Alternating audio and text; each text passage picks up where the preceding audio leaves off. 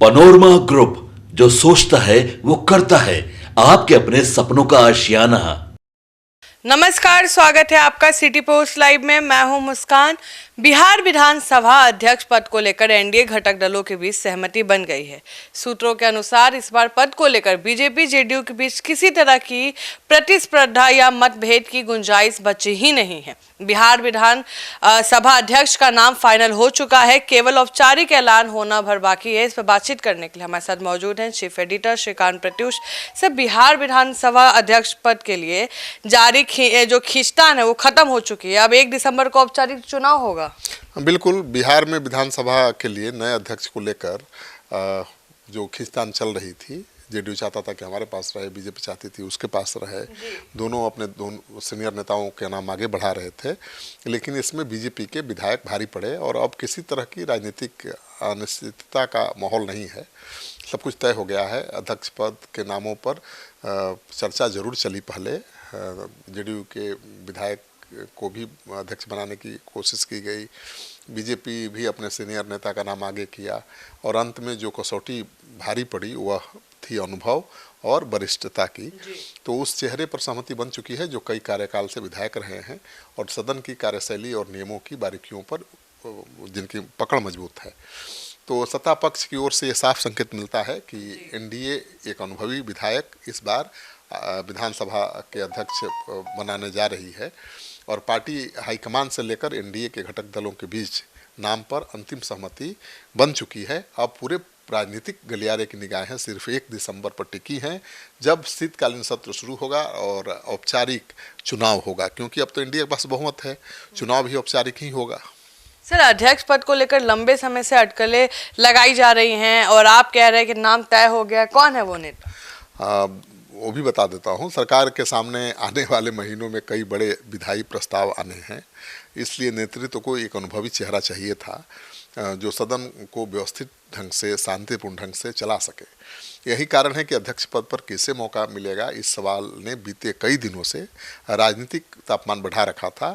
JDU और BJP के बीच इस पोस्ट को लेकर कई दौर की चर्चा भी चलती, लेकिन आखिरकार अनुभव, वरिष्ठता और संगठनात्मक संतुलन को आधार मानते हुए बीजेपी के नेता विधायक पर मुहर लग गई है। और कई दिनों से बीजेपी के नेता प्रेम कुमार का नाम तो चर्चा में था ही, और वह कई बार के विधायक हैं और विधानसभा का लंबा अनुभव रखते हैं। अब सूत्र बता रहे हैं कि उनके नाम पर सर्वसम्मति बन गई है और सर्वश्रेष्ठ विकल्प उनको माना जा रहा है। तो शीतकालीन सत्र के पहले दिन 1 दिसंबर को नए विधायकों का शपथ ग्रहण होगा और इसी दौरान अध्यक्ष पद का चुनाव भी संपन्न कराया जाएगा। नियमों के अनुसार अध्यक्ष पद के लिए नामांकन दाखिल किए जाएंगे, लेकिन चूंकि सत्ता पक्ष और सहयोगी दल एक मत हैं, इसलिए पूरा चुनाव महज औपचारिकता भर है। विपक्ष में तो दम है नहीं, तो जिसको चाहे बना लें अध्यक्ष। 9वीं बार विधायक बने विधानसभा के नए स्पीकर ने एनडीए को बड़ी उम्मीदें दी हैं।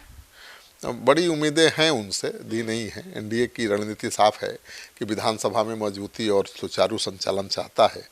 बिहार सरकार के सामने आने वाले महीनों में कई बड़े विधायी एजेंडे हैं और ऐसे में अनुभव वाला अध्यक्ष रहे तो काम आसान हो जाता है।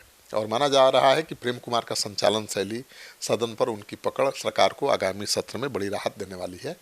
विधानसभा अध्यक्ष का पद बिहार की राजनीति में बेहद अहम माना जाता है। कई वर्षों बाद यह जिम्मेवारी फिर बीजेपी के खाते में जा रही है। पहले नंद किशोर यादव थे, अब प्रेम कुमार बनने जा रहे हैं, तो पार्टी इसे अपनी बड़ी संगठनात्मक सफलता मान रही है। दूसरी तरफ जेडीयू ने भी एनडीए की मजबूती को ध्यान में रखते हुए इस फैसले का समर्थन किया है। अगर जेडीयू अड़ जाता जीत पर कि नहीं भाई विधानसभा अध्यक्ष तो मेरा होगा, तो दिक्कत हो जाती।